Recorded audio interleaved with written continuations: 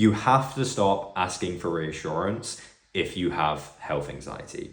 This is probably one thing that took me years to actually, not just realize, but also actually start implementing and practicing in my daily life. I went absolutely years with my health anxiety being a chronic asker for reassurance or reassurance seeker, right? I was constantly, like on a daily basis, asking, my mom, my parents, my friends, if they thought this thing, in my body or whatever was serious, right? I would send pictures. I would, get my mom to like touch my neck and make sure the lump was okay and constantly ask her to do it. And, constantly like phone calls home asking for reassurance. Like it was chronic, right? Like it was so chronic. And looking back on it now, it was the one behavior that was feeding my health anxiety like absolutely crazy, right? It was probably the number one driver of my health anxiety, right? And this is the case for anyone that has health anxiety, right? If you are constantly asking for reassurance and you're constantly, going to a parent, going to your partner, going to your friend, and, just doing is this okay? Are you sure? Like, are you sure you think this is okay, right? Every time you do that, you are making the fear of whatever your health anxiety is worrying about 10 times worse, right? You are magnifying it by 100 times. Why?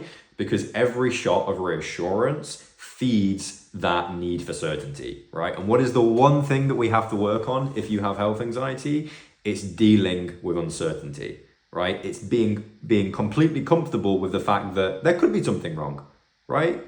That it's accepting that reality that there could be something wrong, right? Like there really could be, right? And that's not I'm not saying that to worry anyone watching. I'm not saying that to, cause any worry, cause any, anxiety, but actually like that's the very thing that we have to get comfortable with if we have health anxiety, right? We have to just get comfortable with the unknown, right? We have to get comfortable with just sitting there and thinking, something could be wrong, right? Just it's almost like accepting the uncertainty, right? And the problem is with asking with, reassurance, right? And just to clarify, right? Like asking for reassurance one time, right? And especially if it's with like the doctor or if it's with a parent and just, as we all do, right? Just asking one time, is this okay? Obviously that's fine, right?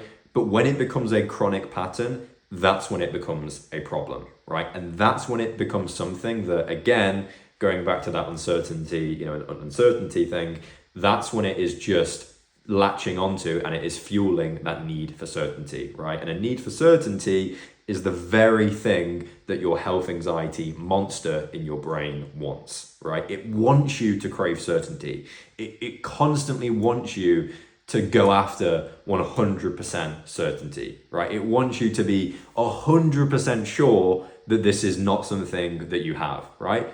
But the thing is, right, we're never going to be 100% sure, right? We're never going to be truly 100% sure if something is wrong, right? We can get very close and, if we go and do the tests and whatever, yes, we can get to a very high degree of certainty, but a lot of what we have to get comfortable with when we have health anxiety and the way that we kind of need to, work our way out of this rabbit hole is dealing with uncertainty, right? And again, and I don't want to sound like a broken record, but it's just so important for me to keep reinforcing this. All reassurance is doing is it's going after that need for 100% certainty, which is the very fuel your health anxiety wants, okay? So I hope this is just like a nice short reminder for everyone out there that if you have health anxiety, the number one fueler of it is reassurance. And you have to work towards stopping this as soon as possible, because I promise you, the longer that you keep doing this and the more chronic that your reassurance is exactly equal to how chronic your health anxiety is, right? Like those two are like an equal relationship, right? Like the higher the reassurance, the higher the health anxiety, right? The lower the lower the reassurance and the less chronic and the less bad the health anxiety is, right? These two things are like so hand in hand that, in order for one thing to get less, i.e. the health anxiety, the reassurance needs to come down, right? Like you have to balance the scale.